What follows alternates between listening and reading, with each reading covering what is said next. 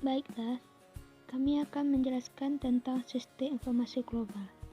Sistem informasi global atau Global Information System adalah sistem dari jaringan-jaringan yang melintasi batas negara.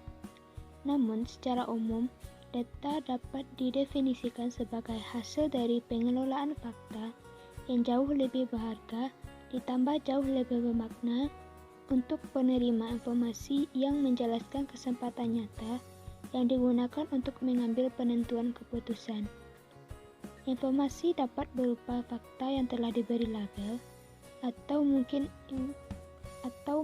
diproses atau dilihat dan berkaitan dengan pemanfaatan dalam tindakan yang melibatkan penentuan pengambilan keputusan.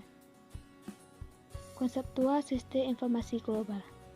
Konfigurasi, manajemen, dan pengembangan sistem cenderung mengikuti strategi global yang dipilih.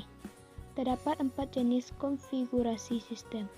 Yang pertama, sistem tersentralisasi adalah sistem di mana pengembangan dan operasi sepenuhnya berlangsung di tempat asal. Yang kedua, sistem terduplikasi adalah sistem di mana proses pengembangan dilaksanakan di tempat asal tetapi operasinya ditangani oleh unit-unit independen di lokasi luar negeri. Yang ketiga ada sistem desentralisasi.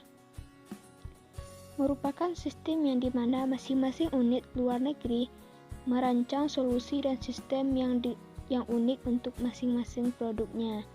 Yang keempat, sistem jaringan adalah sistem yang pengembangan dan operasinya berlangsung secara terintegrasi dan terkoordinasi pada seluruh unitnya. Selanjutnya mengenai strategi bisnis perusahaan multinasional. Dikelompokkan atas 4 strategi, yaitu 1. Strategi multinasional. Strategi ini menimbulkan kurangnya pengendalian oleh perusahaan induk dan sistem informasi memudahkan desentralisasi dalam pengambilan keputusan strategis serta terdiri dari proses dan database yang berdiri sendiri. Yang ketiga, strategi global. Yang kedua, strategi global, yaitu perusahaan berusaha memenuhi kebutuhan pelanggan di seluruh dunia dengan produk-produk standar. Produk untuk seluruh pasar dunia diproduksi secara sentral dan dikirim ke anak-anak perusahaan. Yang ketiga, strategi internasional.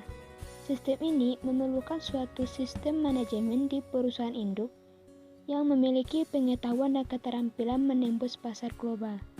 Dengan strategi ini, sistem integrasi yang menghubungkan proses dan database perusahaan induk dan anak perusahaan. Yang keempat, strategi transnasional. Strategi transnasional melalui mana perusahaan berusaha untuk mencapai baik efisiensi global dan tanggap lokal.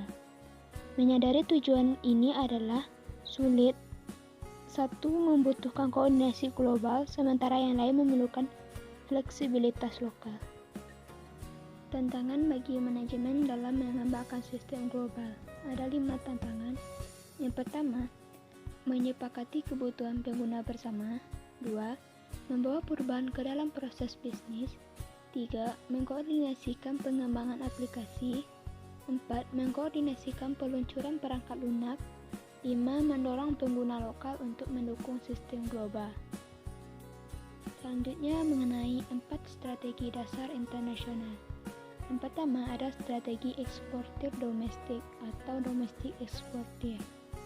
Strategi ini dicirikan dengan terpusatnya aktivitas perusahaan di negara asal perusahaan tersebut, seperti produksi, keuangan, penjualan, pemasaran, sumber daya manusia, dan manajemen strategis diatur untuk mengoptimalkan sumber daya di negara asal. Yang kedua, strategi multinasional. Strategi ini memusatkan manajemen keuangan dan pengendalian di luar negara asal, sementara melakukan desentralisasi dalam operasi produksi, penjualan, dan pemasaran kepada unit-unit di negara lain. Yang ketiga ada pewaralaba, merupakan suatu strategi bisnis untuk memperluas jaringan usaha kecil dengan cepat. Dengan adanya sistem ini, para pebisnis tidak perlu lagi memikirkan jenis usaha yang akan dibuat. Dan strategi yang keempat ada strategi lintas negara. Adalah strategi yang mengkoordinasikan semua faktor produksi pada skala global. Pilihan strategi ditentukan oleh tipe bisnis dan produksi. Selanjutnya mengenai tantangan pengembangan sistem global. Yang pertama ada kendala budaya. Perusahaan multinasional dalam menawarkan produk atau jasanya bisa terjadi adanya berbenturan budaya di dalam daerah operasionalnya, dan ini merupakan masalah yang besar yang bisa menjadi penghambat bagi para perusahaan dalam memasarkan produknya. Kendala ini merupakan hubungan antara perusahaan dengan konsumen. Yang ketiga ada kendala politik. Kendala politik biasanya muncul akibat adanya kebijakan-kebijakan yang akan menghambat kegiatan perusahaan dalam memasuki pasar global. Yang ketiga, kendala geoekonomik. Kendala ini sering ditemui oleh perusahaan multinasional dalam memasarkan produknya karena berhubungan langsung dengan perekonomian yang berbatas di wilayah operasional di sebuah negara. Kendala keempat yaitu kurangnya dukungan dari anak perusahaan. Beberapa manajemen anak perusahaan juga sering merasa bahwa anak perusahaan bisa tetap beroperasi tanpa adanya bantuan serta arahan dari pusat. Mereka menganggap bahwa anak perusahaan tetap mampu berdiri sendiri tanpa intervensi dari perusahaan. Selanjutnya mengenai kendala politik. Pemerintah nasional suatu negara di mana anak perusahaan berada dapat menerapkan pembatasan yang menjadikan perusahaan tersebut mengalami kesulitan untuk memasukkan anak perusahaan tersebut ke dalam jaringan. Pembatasan yang umum adalah akses yang terbatas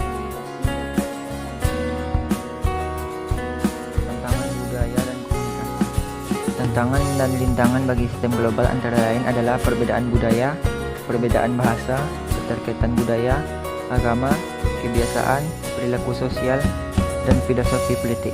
Yang pertama, perbedaan budaya.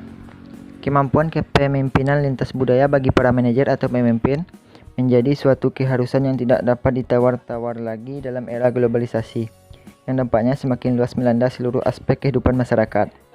Yang kedua, perbedaan bahasa. Bahasa merupakan sebuah kombinasi dari sistem simbol dan aturan yang menghasilkan berbagai pesan dengan arti yang tak terbatas. Antara budaya yang satu dengan yang lainnya, bahasa menjadi pembeda yang sangat signifikan. Kata yang sama bisa memiliki arti yang berbeda. Kesalahan penggunaan bahasa bisa jadi sangat fatal akibatnya. Yang ketiga, perbedaan agama. Mengetahui prinsip-prinsip dasar dari agama akan memberikan pemahaman yang lebih baik mengenai sikap para pengikutnya, karena agama merupakan sebuah faktor utama dalam suatu pasar tertentu. Dan yang terakhir merupakan perilaku sosial. Hubungan antar individu dan kelompok dalam suatu organisasi menciptakan harapan bagi perilaku individu. Harapan ini mewujudkan dalam peran-peran tertentu yang dihasilkan. Kendala teknologi. Perkembangan dan implementasi teknologi informasi pada organisasi, baik organisasi profit maupun non-profit, adalah sebuah fenomena yang sangat mempengaruhi kinerja sebuah organisasi yang tidak mempertimbangkan faktor-faktor yang mempengaruhi keberadaan teknologi.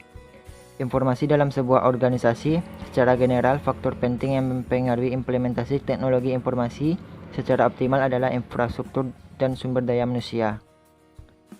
Selanjutnya, jenis-jenis struktur organisasi MNC. Yang pertama, divisi fungsional sedunia. Yang kedua, divisi internasional. Yang ketiga, wilayah geografis. Yang keempat, divisi produk sedunia. Keuntungan yang didapat diperoleh MNC dengan memiliki kemampuan pengolahan informasi yang baik yang didasarkan pada kemampuan koordinasi, yaitu yang pertama, fleksibel dalam member respon terhadap pesaing di berbagai negara dan pasar.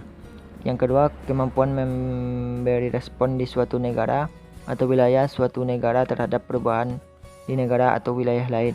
Yang ketiga, kemampuan mengikuti kebutuhan pasar di seluruh dunia. Yang keempat, kemampuan mentransfer pengetahuan antar unit-unit di berbagai negara. Yang kelima, pengurangan keseluruhan biaya operasi, peningkatan efisiensi dan efektivitas dalam memenuhi kebutuhan pelanggan. Baiklah, hanya ini materi yang dapat kami sampaikan dari kelompok 11. Lebih dan kurang kami mohon maaf. Saya tutup dengan wabillahi taufiq wal hidayah. Assalamualaikum warahmatullahi wabarakatuh.